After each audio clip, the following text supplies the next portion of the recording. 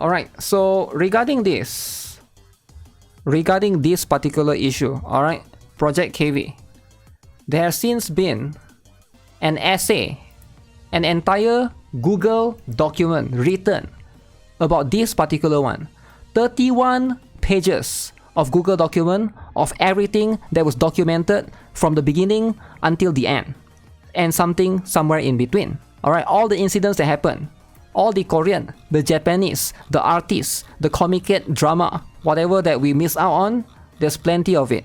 31 pages. Alright, and we're gonna try to read all of this. We'll try to read all of this, there'll be a lot. So here are the things that people might have missed out on. Project KV.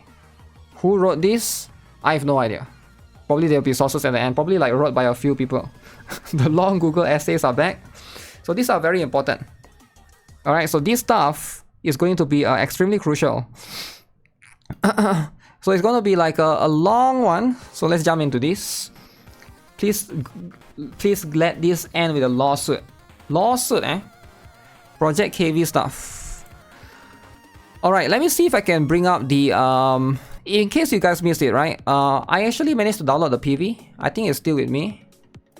Which are quite hard to find because they have removed it ever since from their official web. I managed to find this one.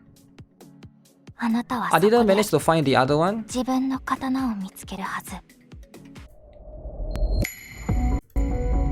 I managed to find this one. So this was Project KV's PV.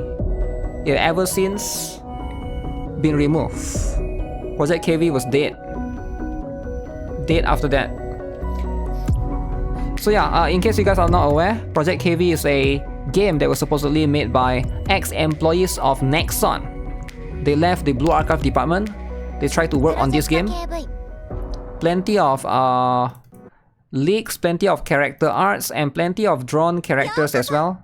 So this was the second one as well. Okay, so far they showed 4 characters, which probably has a lot of potential, and players really were looking forward to this particular title, right? But sadly, none of it is coming to fruition. So this one looks like Toki, this looks like Iroha. And the last one is probably the most original one, right? So those are the characters. So we'll get to understand more of whatever happened in between until now. So let's see then. So as of 7 PM, Project KV has been cancelled, okay? The website and PVs are now all gone, but they are archived here if anyone is interested. Alright, so this is not a legal document or it's meant to slander anyone. It is simply a document, alright? Made to summarize what has happened, and why is it such a big deal in Korea or Japan, seeing as the language barrier is often enough to prevent and spread the information overseas.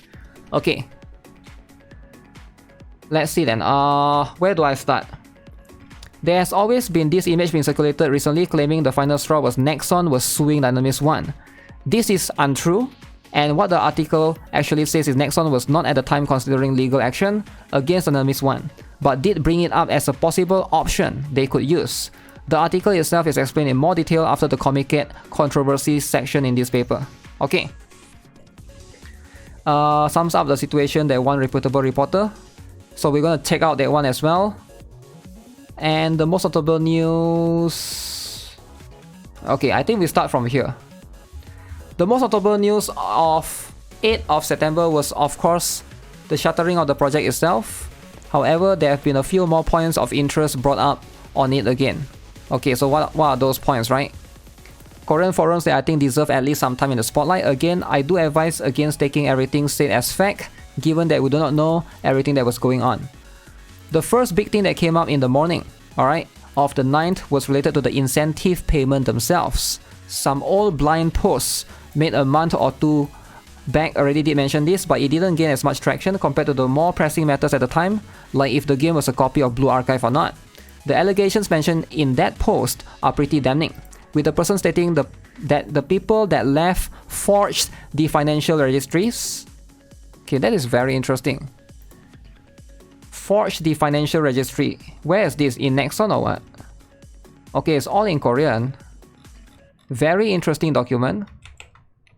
Of the company, and push back their payment on incentive records a month back before leaving. Oh, so this is in Nexon. So apparently some of them forged the financial registries of the company, pushed back their payment on incentive records a month back before leaving, so that nobody would know until they had left the company. If true, this would mean that the people higher up in the ladder in KV could potentially be liable for a major lawsuit, irrespective of KV's plagiarism allegations. So this is a separate issue though, it's nothing to do with plagiarism, right? They basically do something different. Before they leave Nexon, they go and forge a financial registry of the company, which caused some of the payment incentive records to be pushed back. So this is a different issue altogether, right? But still, I doubt this is the case. I don't think this is true because based on the interview, they did mention that these people that leave Nexon, they did left on good terms, right? They didn't leave it with ill intent to try to destroy Nexon whatsoever. They did leave it in good terms.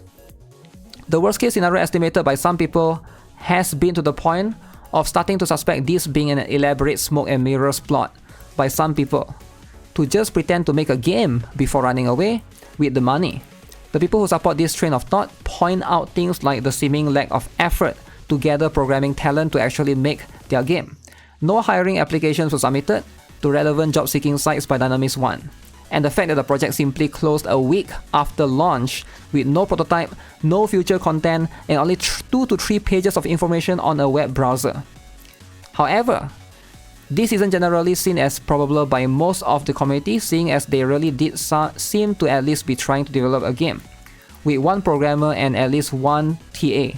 But I digress. The more likely assumptions and guesses have been that Isaac Q, Hwansung, etc. forged the registries by pushing back their incentive records to the next half of the year. That requires submissions every half year. Then possibly tried stirring up unrest in the company by saying that Kim Yong-ha received all the incentive money, but that people like them and other workers didn't. So they're trying to drag PD Kim into this. The reason why many people in the Korean community are accepting of this, even without hard proof, is first the improbably bizarre sets of events that have happened in the span of a week, combined with the fact that we know the incentive-related company disruptions did happen via the Nexon N reporter. Okay, and this is a fairly probable possibility of the why and how. Very interesting. So apparently in Korea, you can basically look up companies' incentives, and as far as I know, this is what I've been reading. I'm not sure if it's actually true. You can check out how much they get, like bonuses in the company and stuff, and those things are like public online. Another reason why it's being at least somewhat considered has been fairly accurate blind post results when compared to the actual news.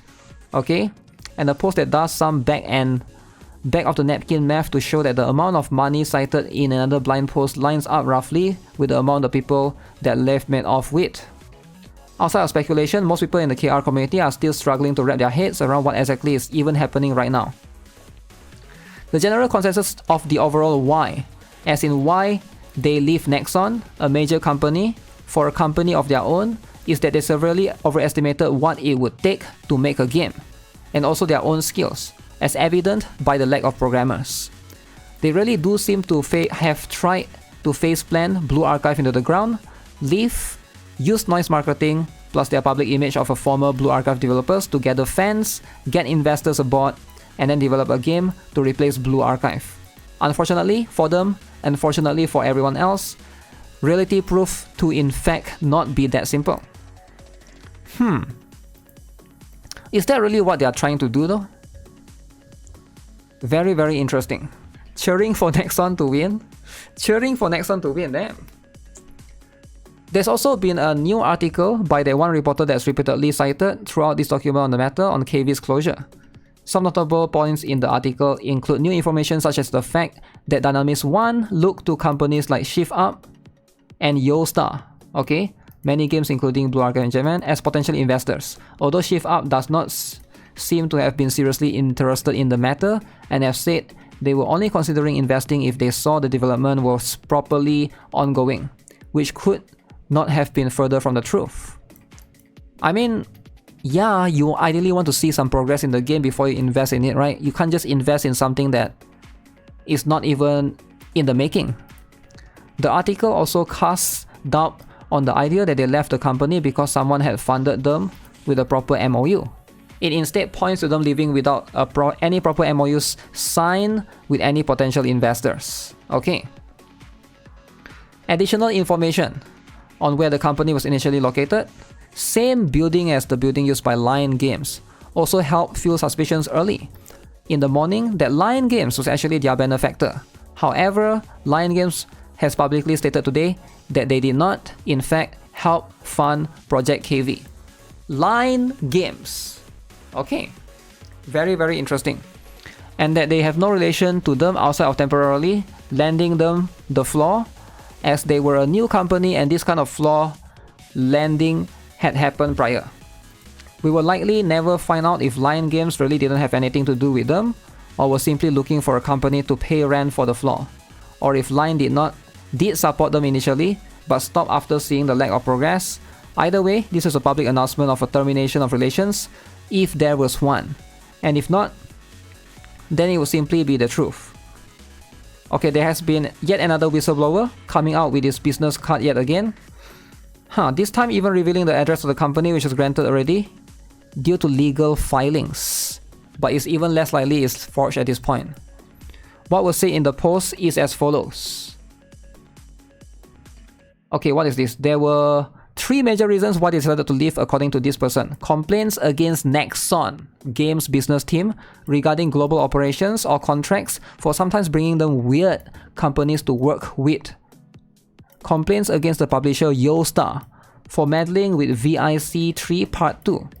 Although this was apparently related to YoStar complaining that the story was too far gone off the deep end and tried reining it back in. Is this a Blue Archive? What is this? Volume 1 Chapter 3 Part 2.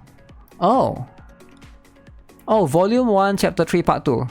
YoStar tried to rein it back in because it gone off too far. Very interesting.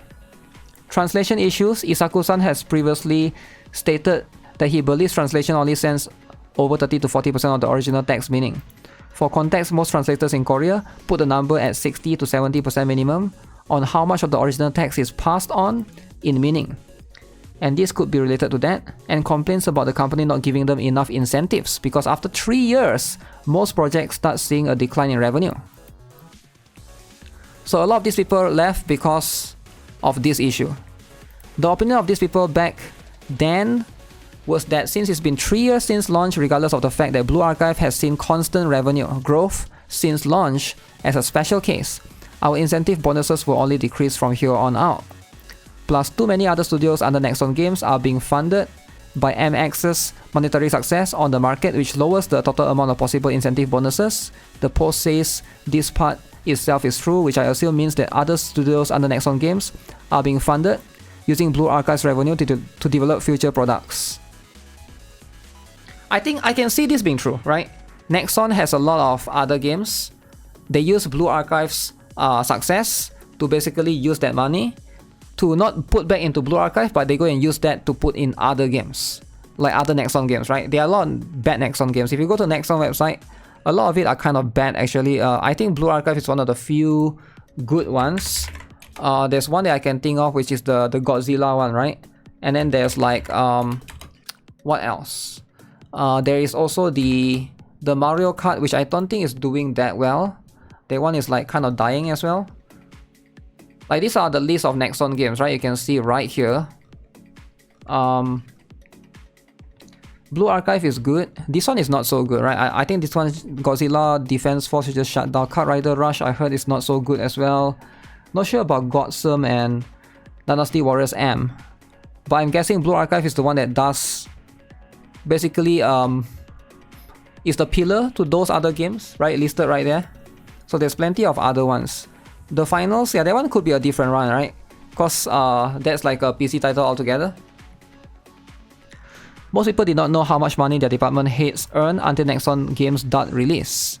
It was known that the heads were responsible for divvying up the money. Their strategy of pulling people out of the MX prioritized team leaders over employees.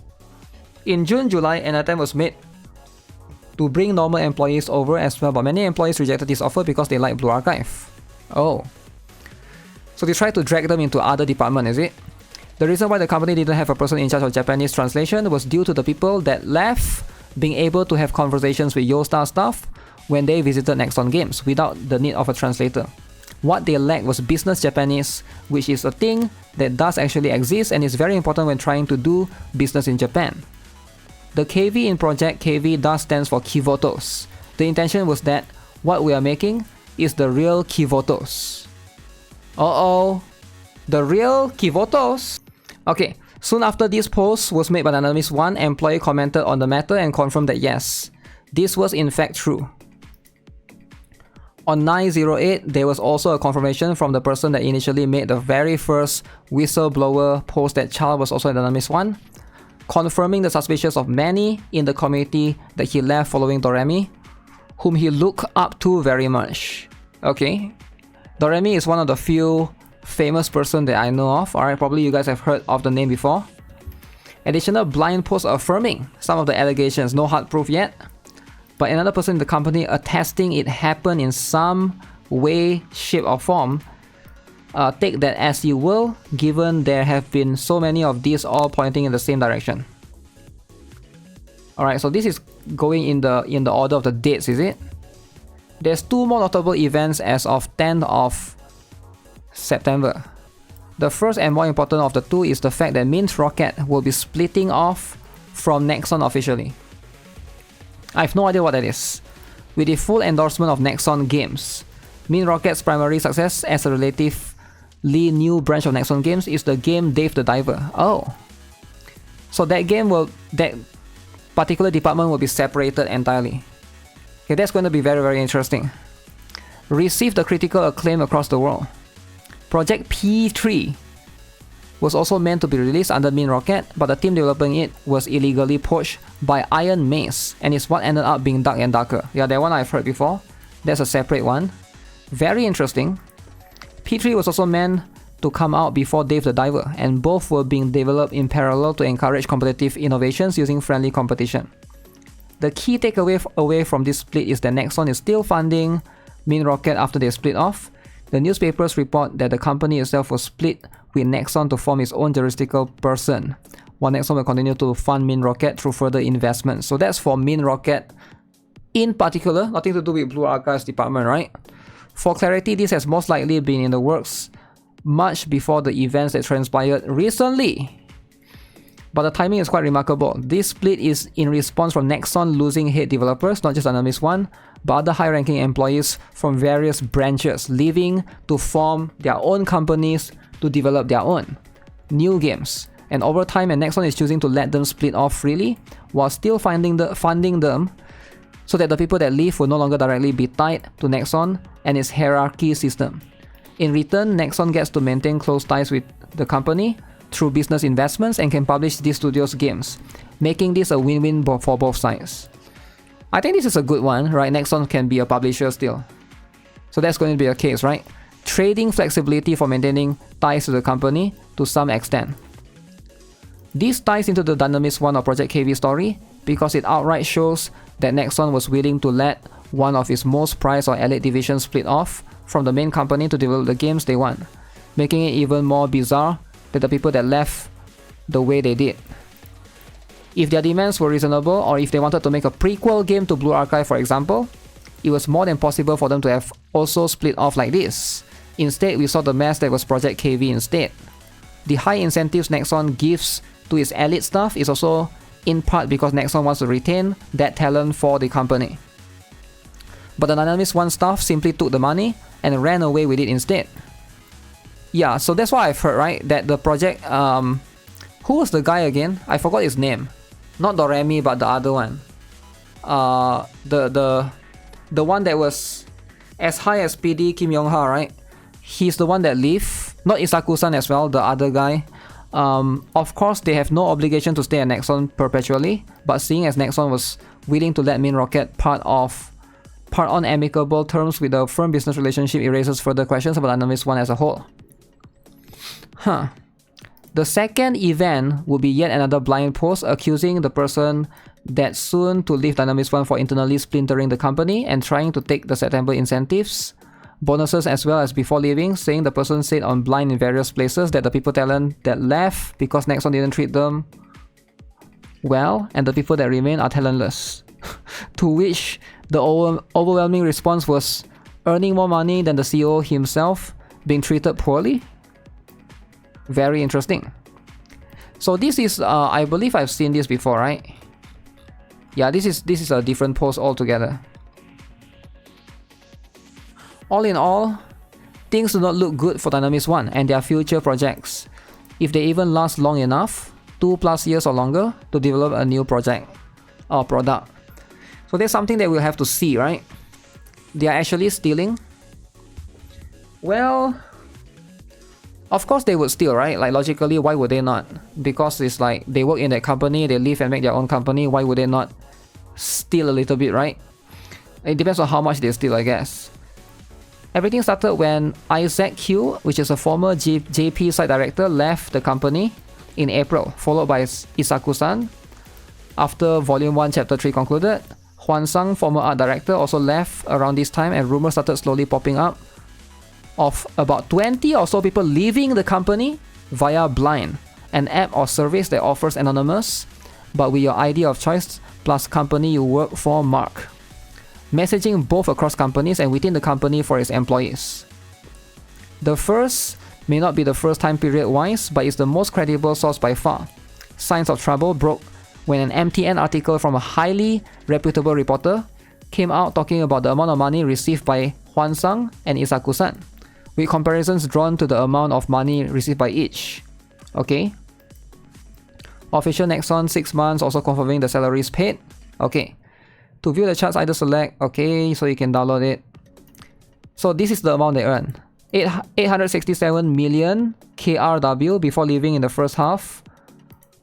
And the other person earned about 800 million KRW. How much is that in USD? For comparison, the CEO of Nexon Games earned about 715 KRW. Blue Archives PD Kidi Yongha Kim only earned 650 million KRW. Now I'm curious actually. I'm curious what is the amount in KRW convert to USD. So 800, let's say 800 million, right? 1, 2, 3, 1, 2, 3. Huh. So 800 million is about, it's like $500,000 US. 600,000, that's a lot. It's like 600,000 USD. Huh. In incentives alone, they made this much in incentives, that's a lot. While the CEO of Nexon Games only earned 500 million KRW and Yongha Kim earned more than CEO of Nexon Games. Why did they leave? That's so weird. As you can probably imagine, this means they were compensated very handily, given they earned more money than even the CEO of the company, even if it was due to incentive bonuses. However, accusations on Blind started cropping up, as well as some more nuanced mentions in the same article of the people who left trying to instigate other employees to leave over lacking incentive bonuses. Mind you, these are the same people who just rake in more money than CEO-ish. Okay. I can see why they want to do that, right? I can see why they want to do that, right? So why would they do this? They want to do this because they are trying to get these people to join their team. Alright, their team, they want to join people they want to hire more people in Project KV. The best way to do this is to poach more people from Nexon. And how do you do this? How do you get people to leave Nexon? The best way to tell them is just to make up lies and say, hey, Nexon is a scum. They don't give you enough incentive bonuses, while raking in more than the CEO. Damn, that's a lot. Which is offer more money. But yeah, it makes sense, right? But again, whether this is true or not, we don't really have proof. Other accusatory blind comments started cropping up everywhere. All different people with at least a good 10 to 20 or so different people chiming in to basically say the same thing. That the people who left didn't leave on great terms. Didn't properly let the other employees take over their work smoothly after they left. and that some may have even been working on Project KV before they have even left the company, potentially since as early as this January or earlier. Okay. Yeah, it makes sense, right? Because the game seems like there's a lot of progress with it already. There were also mentions of the people who left heavily discriminating, a word that means to look down upon with heavy prejudice or ill intent. Think that white people looking down on a black people when segregation was a thing kind of a bad programmers, leading to no programmer losses from Nexon. Something also backed up by the news article from earlier. Some even talk about being threatened by those employees before they left to join their business. And overall, it was very clear things hadn't gone as smoothly as Yong-Ha Kim's press release a few months prior. Some claim that interview disproves a disputed leave, as he said they left on amicable or friendly terms. But it's also to note that as the PD of Blue Archive, his words have weight to them. And he's publicly acknowledging any disputes could potentially harm the company's finances. So it's in his best interest to smooth things out. So PD Yong-Ha Kim is trying to smooth things out. Very interesting. But yeah, there's a lot of things, right? There's a lot of things for sure. The people who left form a company under the name Dynamics One with funding for 3 months of work provided by an angel investor or investment. The company was formed in late April 2024 or so. And then they founded the company. The people who have been confirmed to have left are the aforementioned 3 individuals, as well as MX2J and Doremi. Charles is also suspected to have left the company, as well as MX2J's wife, the now former Blue Archive user interface or UX lead. But those two have not been officially confirmed so far as of yet. It is to be noted that Blue Archive has put up a recruitment notice for UI developers as of recently. Mitsukiyo has not left Blue Archive, as the music team for Blue Archive is entirely contracted out to freelancers, which Mitsukiyo is. Okay, interesting. The problems Dynamics One or Project KV have can be summed up into a few key points. Okay. There's a fairly substantial evidence that the individuals associated with the project have been working on Project KV in secret. Alright, it's a secret thing, while still being employed at Nexon. Most Korean companies, to my knowledge, ban working 2 jobs, as in working for a different IT company and gathering people inside the company to start a business, as it can create conflicting incentives. But as I am unsure about this, I'll leave this merely as a potential point of interest. Yeah, as far as I know, that's going to be the case in most companies. They don't allow you to do like multiple jobs, right? But whether or not they enforce it is a different story altogether. The most substantial evidence stems from the fact that the game has had an incredibly rapid development time. Games require extensive world building, game direction planning, and internal discussions to even begin development. With even Blue Archive in its Project MX days taking at least half a year to fully develop its ideas. However, Project KV has in less than 3 months shown off key visuals as well as a short supercut trailer. Follow up today, okay, by another longer trailer and world building elements. Alright, this has led to many to believe that alongside the blind allegations that without working on KV and Nexon, this development speed simply defies conventional logic. It is unlikely that Dynamics One has found a cheat code to speedrun the process of combing through all the possible products they could make, plus the world building aspects in this short of a time. Hence, these suspicions. The internal saber rattling over incentives is also a major reason why people view this in a very negative light. Despite receiving, by far, the most money in the company, those same individuals resorted to trying to instigate unrest in the company to gain more employees before leaving, something most likely viewed in bad taste by any employee who has seen anything similar prior.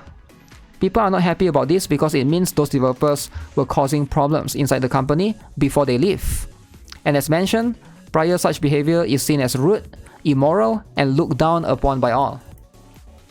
Yeah, I can see that, right? If somebody is like, when you leave a company, like if you leave on good terms, that's fine, right? But if before you leave, you go and stir up drama and trying to push your other people to leave as well, yeah, I can see that as being a bad thing, right? Like, even if you don't like the company, it's just generally a bad thing to do, because there are other people who wants to work there and they might not share the same viewpoint as you. For what they have shown, it's totally possible to push out in the span of 6 months. I think it's mostly for like internal company stuff is always going to be complicated, but it's mostly for like other people that, you know, for us when we look at it, it's like, wow, this is so weird, right? I can see if this person that leave didn't get paid enough incentive before he leave, that's going to be something that's fair, but he did, right? And he was paid quite a lot of money as well before he left. So yeah, you can see why from other people's point of view this is like kind of rude. Working on 2 jobs can get you in trouble. If you don't get caught, yeah, you know. Most likely the greatest problem of all people who like Blue Archive, the fact that Project KV is a blatant ripoff of Blue Archive. They don't try to hide it. It is indefensible in that regard. Some may say that Halos are a universal thing, and it's not a Blue Archive thing. Just look at Arknights or Armored Core 6, or any other project game with angels. However, what the problem really is less about Project KV as Halos and more to do with the fact that the game is directly stealing its IP identity from Blue Archive, their previous work. KV aims to go for a Buddhist approach compared to the Christian theme Blue Archive. And in Buddhism, they are in fact Halos. Okay. Unfortunately for Dynamics 1, these Buddhist Halos both look completely different from their Christian counterparts, from what they look like to where they are on the head. And yet the KV team has chosen to position a ring of light slightly above and behind the head of a mob in one of their key visuals. This itself is a staple of Blue Archive, not because it's a halo, but because it's a halo positioned in the shape of exactly Blue Archive's own halos. This was further exacerbated by the fact that one of the key visuals, as well as the PVs, included rings of light in the sky, something that is a cornerstone of Blue Archive's IP identity. It feels like a stretch to you. It would be like seeing a Halo series helmets or Darth Vader's helmet in a series not related to them, but not as a homage or Easter eggs, but as a crucial part of its identity. Okay, even the aforementioned Armored Core 6 has rings of light in the sky, but if anything, people ask Armored Core 6 instead if it was related to Blue Archive. That's how closely Halos are. Halos as a whole are now tied to Blue Archive as an identifying element. What's more iconic is that one of the former ADs gave an interview years earlier discussing the importance of Halos in Blue Archive, and that it was a major aspect of Blue Archive's identity as an IP. This was met with much ridicule, as it was brought up again, as it means that people who made the identity of this IP are now copying the exact same details of said IP in their new and unrelated Project KV. I am not sure if this is that big of a deal, but I can see why people would think that this is unique to BA, right? So it is going to be super complicated, right? Very, very long. Other elements that are almost certainly plagiarized would be elements like the entire premise of the game. For example, Blue Archive become Red, Archive become Alaya, Sanskrit for Archive, Guns, Swords, Youth, Nostalgia, Near Future Modern, Retro, Hello, the intentional choice of an academic city for Kivotos or KV, almost the same word for the player, Sensei or Master, near identical meanings in Korean, and is something Renjay in Blue Archive actually used to call Sensei in game, among many other things. Oh, Renjay calls you Master as opposed to Sensei, is it? Very, very interesting, right? Even if they didn't have Halos, people would still complain since they were created by former Blue Archive employees. No, I think people will complain less. I'm pretty sure people will complain somewhat less. Everything is as if they took what Blue Archive and inverted it in every way, which is to say it's incredibly on the nose and very lazy as a product. Included in the sources are also comparisons of KV's synopsis, text compared to Blue Archive synopsis and setting, which is to say that there's almost no difference between the two. Okay. As a result of number 2 and number 3, some have speculated that the reason why the past 1 year of Blue Archive has been riddled with some of the most problems it has ever seen. Although this may depend on who you ask, the problem many people have with this, however, is that if you take that 1 year pre-development period rumor and look at Blue Archive's update history again, things unnaturally do line up. Things such as a story split into 6 parts and released extremely slowly across half a year, noticeable drop in art quality for certain characters like the band Natsu, band Kazusa, as well as the most noticeable example of Chipao Marina on JP as of recently. MX2J Marina's illustrator put a noticeable lack of effort into Marina, which is even more evident by the fact that his artwork, conjecture based on his distinct art style for Project KV, has been night and day by contrast, fueling the idea that people like Isaku-san. Volume 1 Chapter 3 was received well initially, but has since been called out for having various plot holes, underutilization of its cast, character flanderization or assassination, and a plot with too many unnecessary subversions and red herrings. And MX2J was actively slacking off on the job. Damn, this guy is slacking off, potentially even confirming those blind allegations of them filing sick leave en masse for months and working from home, actually just to work on Project KV instead. Okay, so this guy, MX2J, go to work but slacking. Every day go to the toilet and hide. Okay, I see. Very interesting. Slacker drama. How do they know that he's slacking on the job though? How do people know this? How do people find this out? Yeah, if that's actually true, if there's proof of this, I would love to see it, right? Imagine going to Nexon, but then you're slacking. You don't stay in your office chair. You go to the toilet and sit there instead. MX2J also worked on Summer Saori. No complaints. He's watching streams at work. Filing sick leave en masse for months. Working from home, actually being able to work on Project KV instead. Interesting. While yes, this is ultimately just conjecture, there have also been some other blind texts talking about how the people still remaining at Nexon will now probably be unable to work from home for the second time. First time due to the theft of Iron Mace, poaching the entire P3 team of what would later be released as Dark and Darker, which means they screwed over the people who remained when they left. Yeah, I can see how this sucks, right? Because Nexon maybe there's some people that actually work from home. Now, when there's this drama happening, now they are forced to go to the office. Yeah, they don't want them to work because of suspicions they might be related to Project KV and stuff. It's going to be like a big problem altogether. As an addendum, the first defendant team received their incentive bonuses early as a result of this incident, according to the same reporter. And the blind talks mentioned the auditors have been looking through the records to see if money fraud occurred, delaying everyone else's incentive bonuses in the process. This is generally seen as bad etiquette, which further ruined their public image. Okay? The most subjective part about this comes down to what's been built up over the past few years. Objectively speaking, both Isaku-san and were very much not particularly notable individuals. Isaku-san's first project, a visual novel made by a small circle of people, was cancelled after only releasing the prologue over plagiarism allegations to a different series. And his next project, Kurare, regularly had the story pointed out as being either flawed or very poor. Alright, in this guy's case, he had previously tried splitting off from a different company to work on his own business once, which failed, worked for Kurare as well, and then came over to Blue Archive once the game had shut down.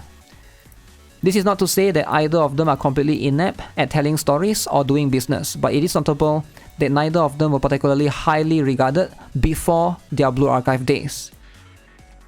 So Isaku-san and this other Korean dude apparently wasn't that good. Very interesting. Next one is more oppressive now. Definitely. There's also some fault to the player base, particularly in Korea and Japan, as this incident comes as an even greater shock because there was much trust and love placed into those individuals who left. Blue Archive is one of the only games where players knew not just the VAs and PD, but also its story writer, regional PDs, as well as other key talents, showing that there was genuinely much love for the people who developed the game that we as players love so dearly. However, this high trust itself isn't really to blame, as this was also in part pushed by those individuals themselves, with making them post about working after hours or very late on Twitter or interacting with various members of the community often.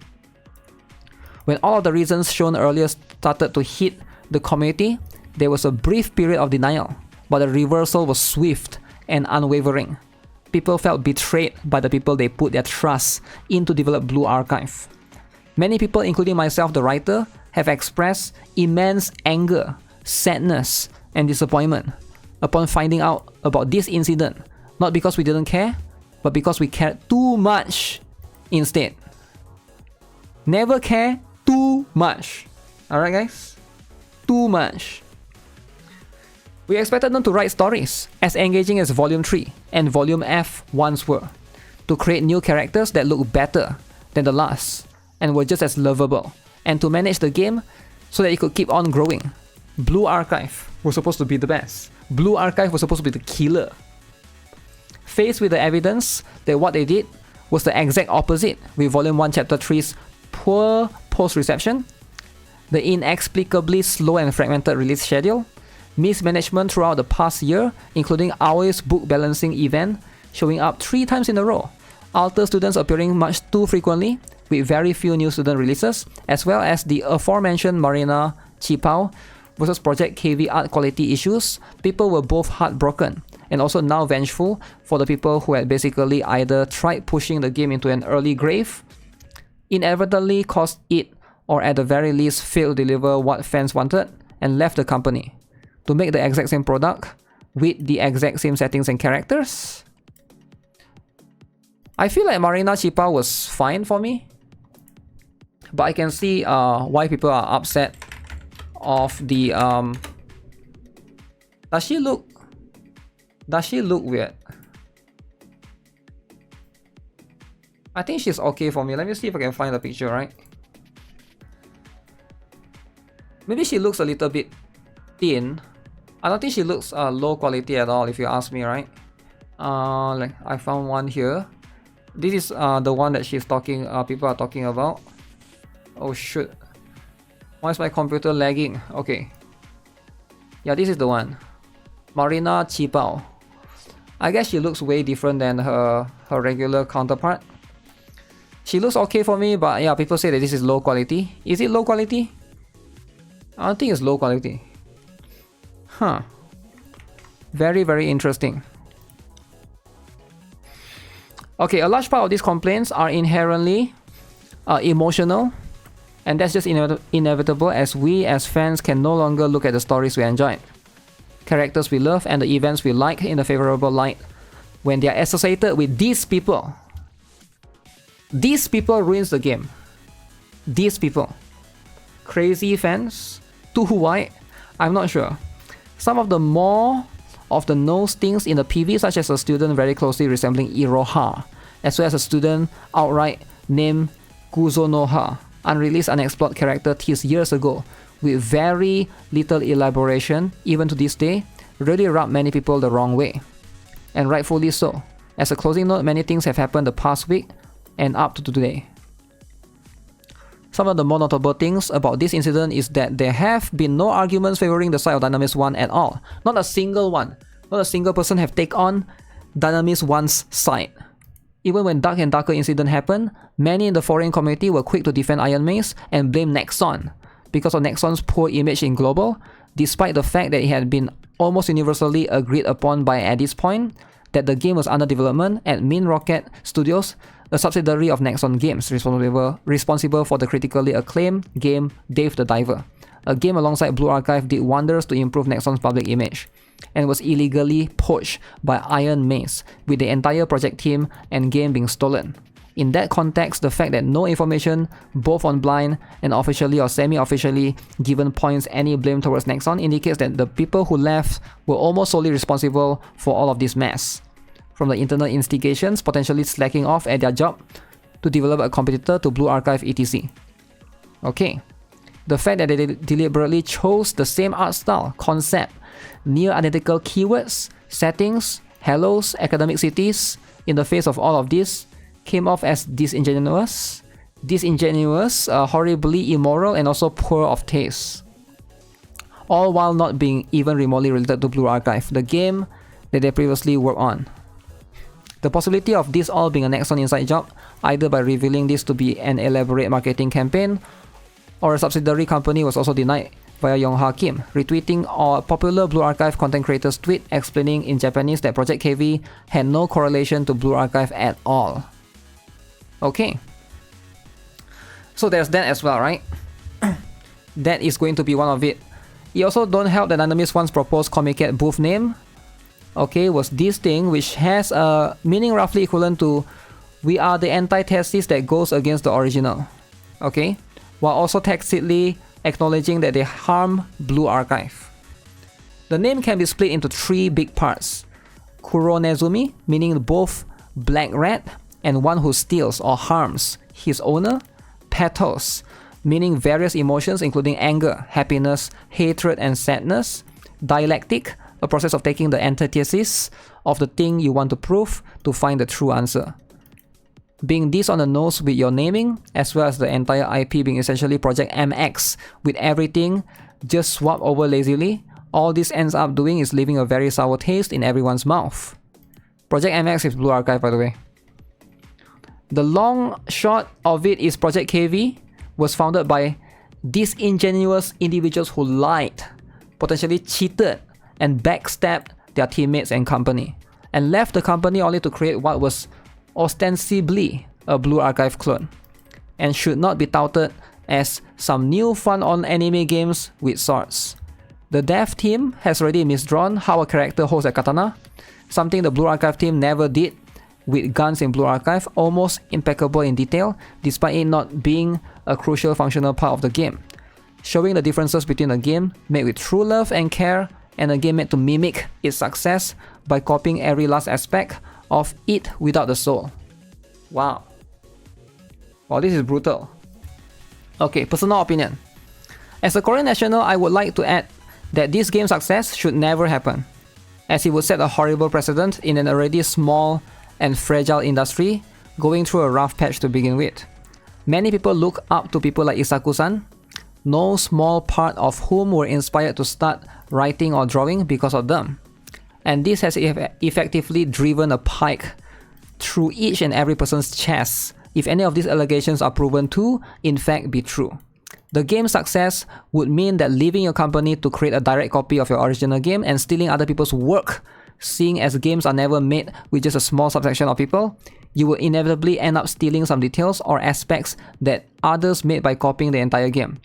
It's both free game and viable as a business, which will set a horrible precedent, both legally and culturally.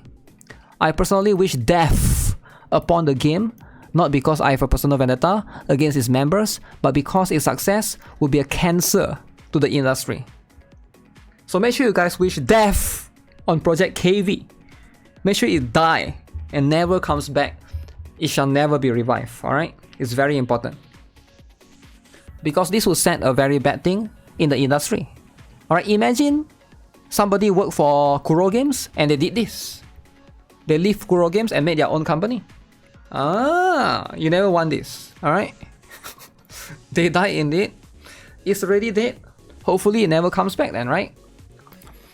In terms of speculation, there are a few possible outcomes. The game may not even reach launch. It may launch as a visual novel, as said in Isaku-san's tweet, either as a finished product or as a Comiket project, or it may be the 1 vs 1 turn-based game based on what was said on Blind. 1 vs 1 turn-based game. It is unclear if the company has additional funding to even continue development, as the angel investment of 3 months is now out. Most people left and joined Dynamis 1 in May. It is now the start of September, which has led to speculation that the reason why there was the rush countdown started at 4, not 5, 7 or 10, and quick reveal to gather potential investors or programmers, based on legal documents regarding the National Pension Service. Okay. Dynamis 1 as August had 19 members.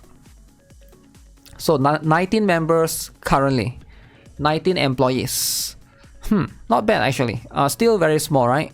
But I think like you should have at least like 40 if you want to make like a game that's like 19 should be more than enough, depending. Programmers will be hard, right? So yeah, as for why the split happened and what this was all for, this is currently a massive unknown. We do not know what motivated the people who left to leave at all. Outside of speculation that either all the praise about the game being lacking in gameplay and carried by the story going to their heads, or that they did secure some funding but haven't disclosed who. Which is odd, as disclosing who this is would attract more investors. It was either motivated by their egos, growing too large for their own good, or wanting even more money by directly live servicing a Blue Archive-like copycat game. They most likely aim to copy Blue Archive to this degree, perhaps assuming that people would follow them in droves, as in Korea and Japan, and to a lesser extent global, as well as there was a strong Isaku-san equals to God. I think this is most likely the case, right? Like, this is most likely the case. Clearly, I'm gonna say it's probably it's one of two things, right? Either number one, they couldn't do what they wanted to do when they were working for Nexon, right? For example, like Isaku-san, maybe they don't have the freedom to write the story the way he wants to. He has to tone it down, he has to modify certain things to a certain extent. Maybe he didn't like it as much, right? So he decided to leave, and you know, maybe he can have more freedom in expressing the story he wants. That could be number one.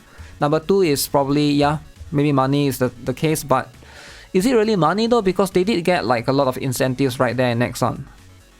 So I'm not sure if it's really money. Are they really that greedy? Because like getting paid 500,000 US dollars, like that's a lot of money. I can't imagine any humans would be that greedy, but then most humans are greedy anyway, so what am I even talking about, right? But that is something that's like extremely complicated, right? It's hard to say for sure. Number three is probably like, yeah, it's probably ego as well. That could be a separate thing. But at the end of the day, they most likely think that it's going to succeed. That's why they do this, right? They try to like piggyback off Blue Archive. Or yeah, like it makes a lot of sense. If not, they would have made a totally different game entirely, right? There's nothing in related to Blue Archive. They would have made a game with dudes, for example, right? Why are they not making a game with dudes, for example? Why is it they try to make, oh, cute little girls, students, kawaii? Like, obviously, right? Like, it's so obvious, like everything is still in line with what they have done previously. So there's that as well, right? It's not many, they wouldn't make logical sense. Dudes with swords, yeah. Like, clearly if this wouldn't work, they would have gone with something else. They're clearly trying to piggyback off Blue Archive. Definitely, they try to go that path because it's something that they know is something that they perhaps can do, right? So there's this Isaku-san equals to God culture in the community, or at least try to use noise marketing by being similar to Blue Archive, so that in 2 to 3 years when Blue Archive falls off, they could come in with a Blue Archive clone. This has received extremely negative opinions from just about anyone in the Korean community at the very least, as this is at the point of blatant plagiarism and non-existing work ethics that actively rub you the wrong way. It will mean that the people who were supposed to grow Blue Archive actively tried killing it from the inside, left, and are now trying to do it again as a direct competitor. Ultimately, we just, at least as of today, do not know much in any official capacity, and likely never will know unless Nexon sues Dynamist 1 for copyright or IP infringement and or breach of contract. Hopefully it doesn't go to there, right? But it's already taken down, so there's that, right? Those are the important things. Piggybacking Breath of the Wild. Isaku-san, a dude. Pigging a game isn't a bad thing though. It's not a bad thing, but it proves the entire point, right? Why do you want to piggyback the game, right? Of Blue Archive? Because Blue Archive is successful, right? And it's just you're capitalizing on the same fans most likely. The official KV Twitter has retweeted some images. They are slightly questionable in nature, including near NSFW rated images. This, however, probably doesn't mean KV will be an NSFW game, as due to Korean and also Japanese laws, games that have actual 19+ scenes aren't allowed on both the Google Play or App Store, and are both subject to harsh government restrictions. Yeah, I saw that as well. That's why they take it down previously, right? Dynamics 1 has deleted and re-uploaded their PV, most likely to kill 2 birds with 1 stone.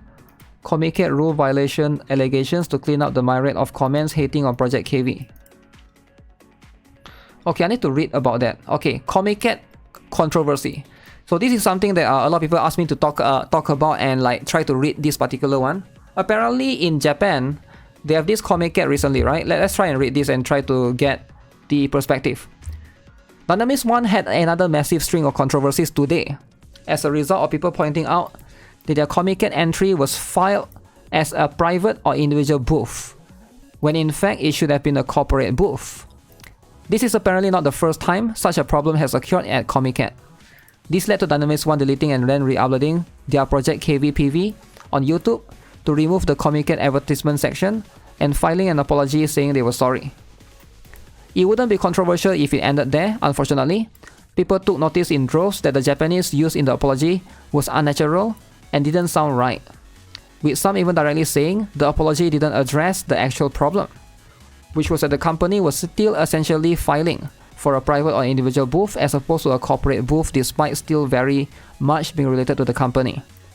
As Comiket prides itself in its culture of creating a major subculture event with both the people opening booths and the people visiting them, and has in the past very strict to even companies with names you may have heard, such as Type Moon.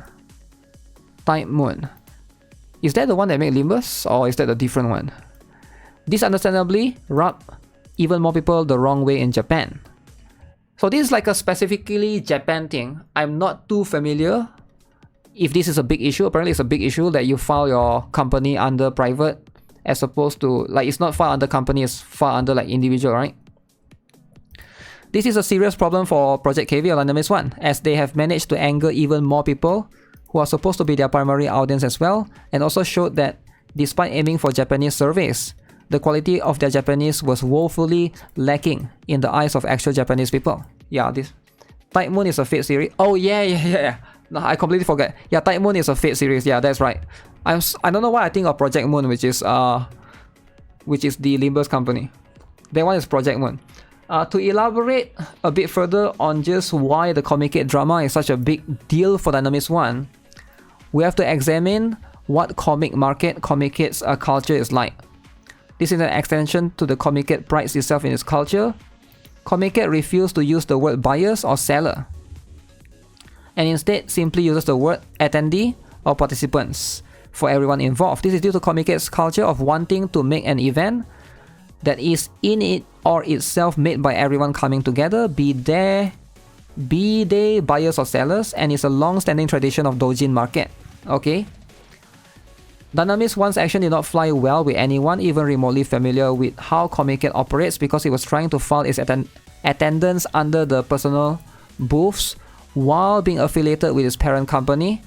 So many in Japan took this as them insulting Comiket, or at least not doing what would be rudimentary research for a company looking to service a game in Japan. Check comments on posts if interested, and its traditions. As Japan does not take kindly to people, especially outsiders, tourists, belittling their culture and traditions. This has now resulted in anyone in the know related to Comiket being extremely offended by Project KV and Dynamics 1's actions. The apology letter also simply said they were sorry without rescinding the application for a personal private booth, which has also irks many people. Wow, Japanese are salty. Okay, let me see one post. Never made the Japanese mad. Okay, there we go, Dynamics 1. Okay, there's a lot of Japanese, they are upset.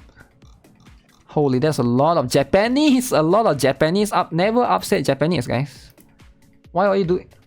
Japan thinks about this much more seriously. This is something that could have been prevented if we had just read the Comiket precautions seriously. This is seriously worth hitting on. Okay. Very interesting. So yeah, this is something that they gotta like be careful with, I guess, different culture, because Project KV Dynamics 1 is from Korea, and they went to Japan, I guess, Someone in Japan writing up a better apology document, okay. The company also immediately started retweeting fan art about Project KV's revealed characters after posting the apology, which led to the apology being buried under a figurative mountain of images, diminishing the point of said apology. This action has been criticized widely throughout the community, and understandably so. Today is also the actual day of the actual mainstream media in Korea started publishing articles on the matter, with YNA being a major news outlet in Korea. Okay, YNA. There has been other news article written by a YouTuber or reporter that claims Dynamis 1 has in fact gained programmers. Dynamis 1 had 3 months worth of money. Dynamis 1 is being developed under a normal process and isn't complete vaporware, whatever that means.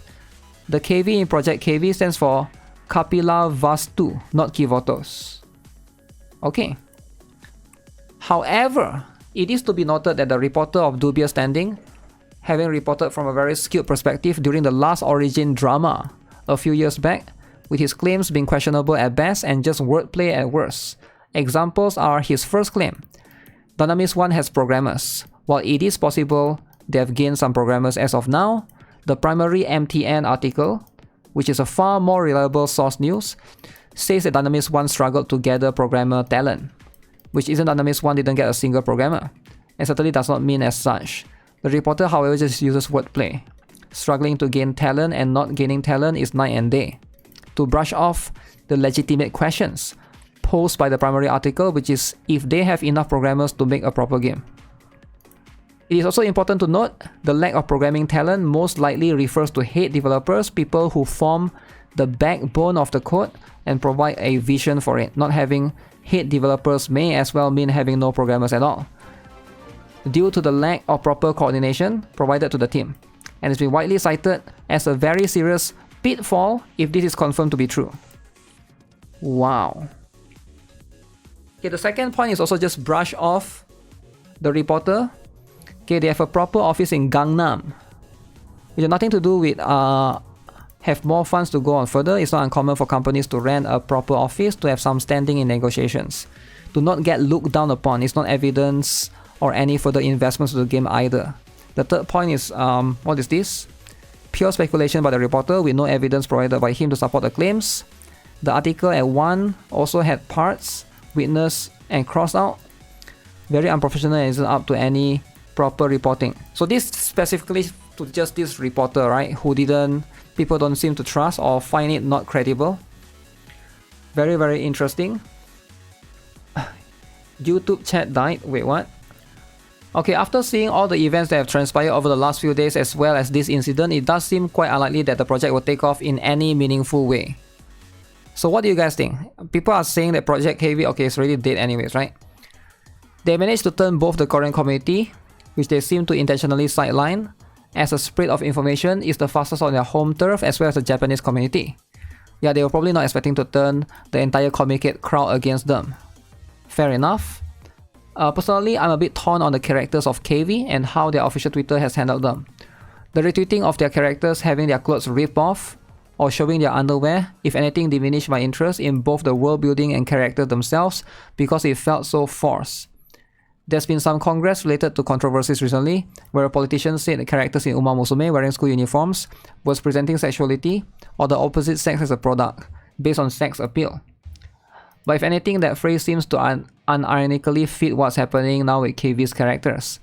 If even the official Twitter is just going to turn their own characters into H-rated doujin characters, I at least personally don't feel why I should care nearly as much for their characters, even when the artists themselves don't even look like they care much for them to begin with.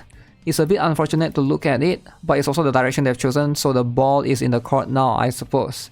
So basically, Project KV's Dynamis 1's official Twitter went and retweet a bunch of fan arts, which is not something that most official Twitters do, right? They tend to not really do that, but I saw they did that, and I think they have since reverted it, right? I mean, most of the stuff have been removed anyways. If you got to this part, thanks for reading. I do have my biases and I apologize for those if you found a document too one-sided. I do acknowledge that yes, the document may come off as a bit accusatory, without cold hard evidence, and that I've already drawn my own conclusions, but I also did generally try, like everyone else in the community, to try and wait until September 1st to decide Okay. And then we got this mess. I know some people will only care if there's something official and disregard the rest as unproven rumors, but there's also, at least in my eyes, some problem if there's too much negative press surrounding them and nobody's defending them at all. Even other very highly disputed cases involving major IT companies would always have someone on the blind or in public adamantly defending them. None here, at least as far as I've seen so far. I hope that Blue Archive can recover from this and come out swinging soon to prove that people who left wrong, that no, the game didn't just succeed because it had good art and a good narrative. It was the work of everyone, be the programmers or 3D modeling artists, L2D, CG background scenario writers or artists, and even small detail put into the game really did feel genuine, and that's what I like about Blue Archive the most. Okay. So this is going to be major update. The article below with a heavy dose of salt as Project KB was shut down 2 days after the reporter claimed the project was going fine. Now the project is not going fine, right? So it doesn't matter what this article was saying, right? Wait, let's see. Maybe it's important, is it? Because I see a lot mentioned on next one. Reporter mentioned above for writing the article with dubious information in it. So the article was by meeting people from both Nexon Games and Dynamics 1, showing the business cards he saw as proof, which leads to the business card related information. Okay. The initial Nexon Games response: "We wish you good luck in genuine fashion." The free run related talks Kim Yong-ha had said on prior interviews was also said to the people who left directly, indicating there was no knowledge of Project KV in Nexon at this point, if true. However, not everyone at Nexon Games was happy. The article talking about incentive disputes came out before the other information on KV came out, which meant some people weren't happy back then. Let me see if I can find this tweet because I did like it as well. If I can find this, it's gonna be much easier, right? But okay, I managed to find it. It is from this particular one. So I saw that there's a reporter that went and interviewed both Nexon and somebody from Dynamics 1, Project KV. He showed this name card. Alright, this reporter tweeted out this particular thing.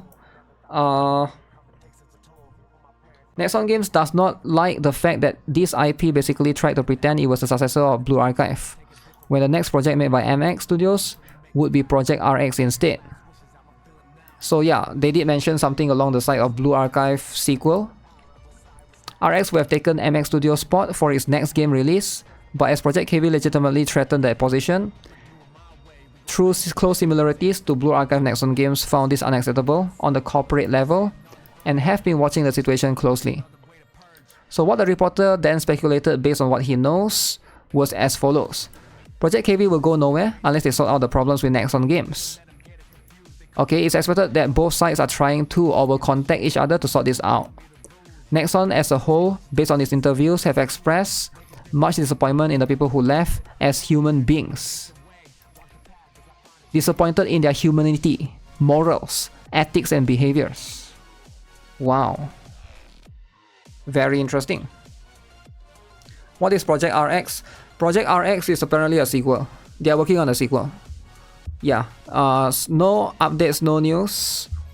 But Project RX is going to be a sequel for Blue Archive. But I mean not sequel for Blue Archive, but sequel of the same studio. But we have no idea if it's going to be related or not. It might be related, might not be related. We will need to see. So what is this? So there's a tweet from Mitsukiyo officially stating he works as a freelancer and has not stopped working on Blue Archive. This has widely been interpreted as him cutting ties with, or at least driving a small wedge in the perception between him and the KV team. Alleged insider leak on the overall situation claims anonymity for the sake of not being singled out. The above was originally taken mostly as a it might be true, might not be, we don't know. Okay. Until they also posted pictures, both Nexon and Dynamics 1 business card. Yeah, that's the one that I was seen on Twitter. TLDR for above, biggest information yet since PV release day. Okay.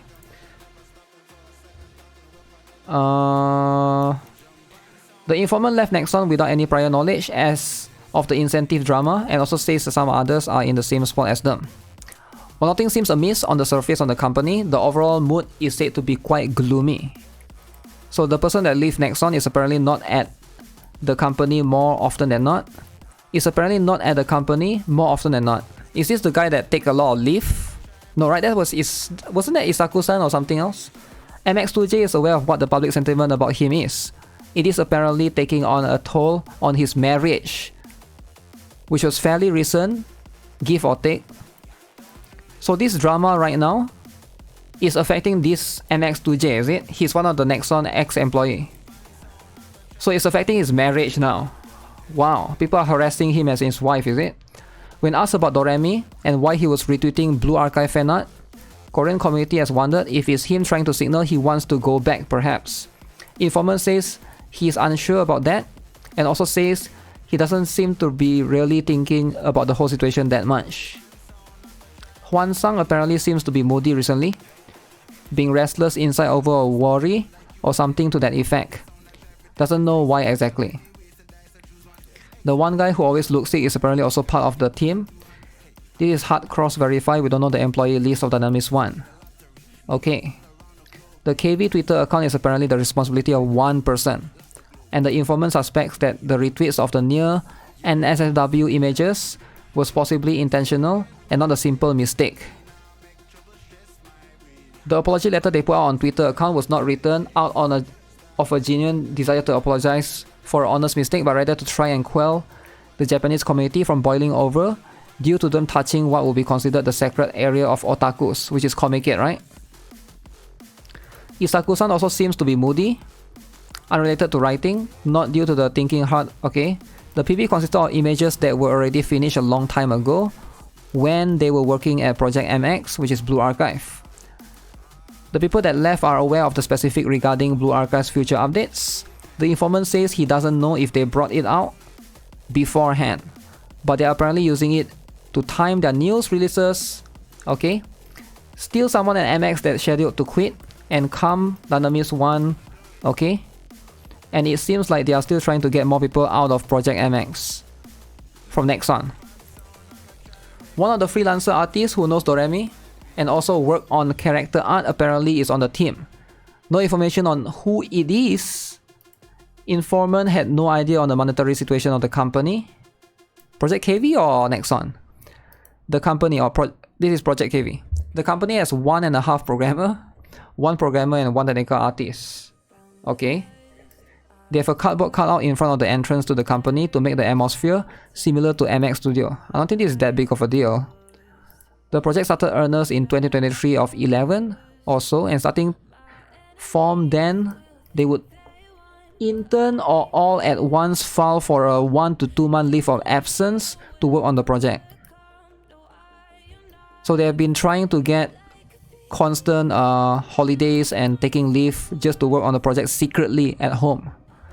Most people in the company are aware of a certain NSFW meme I will not include here. If you are curious, you'll find out about it. The website was contracted out to a third party because almost nobody on the developer team knew how to make a website. This has been more or less proven, as some people have found out one of the companies still using the .eot format for web development. Article somewhere in the doc links to it. Similar environment as MX, I believe this means they are using the same program as a modified version. It will be Unity. Okay. People involved in this project have been watching the KV forums on various Korean platforms since the channel has had about 10 followers. Alright. All in all, this is seeming more and more likely to be legitimate due to 2 separate people posting their business cards on the forums and the stories being mostly in line with what we expect to be hearing at this stage. While most of the statements themselves are quite vague, and unless we get an outright confirmation that whoever was involved left Nexon or Dynamics 1, will never know 100% for sure. It's also quite specific and is currently evaluated to have a fair bit of credibility. As a side note, there's also been some speculation that one of the initial forum managers who would jump to the game's aid adamantly in the early days whenever people dissed the game, we're talking way back before any of the current issues crop up, was a company employee. This isn't unheard of, as Dark and Darker, also Nexon related, has had employees from Dark and Darker's side be in the forum manager positions prior. Not a good look when you try to act like a neutral ground bystander when you're working for the company in question, you know? Huh. Pretty interesting. You lost Project KV GBs. Project KV GBs, eh?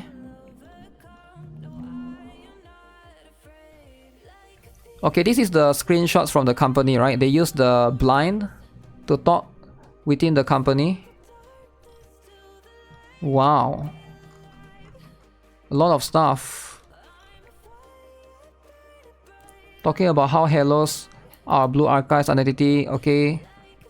Okay, the rest is just mostly links, right? It's just links to sources and references, which I guess would be interesting.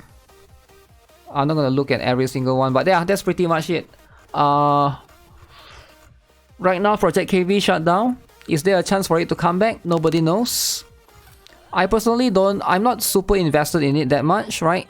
I feel like, because there's no real proof, right? There's no real evidence with any of this. Unless there's a lawsuit going, it's hard to know what actually happened. Because a lot of these are just speculations, right? We can only speculate from what we can roughly guess what actually happened. They could reveal a Halo lore in retaliation. But yeah, 20-page document, man. If you guys are interested, boom. So yeah, we'll hopefully try to see and, you know, follow Dynamics 1 and see if there's any update from them, or maybe they'll perhaps make one more new game in the future. We'll see.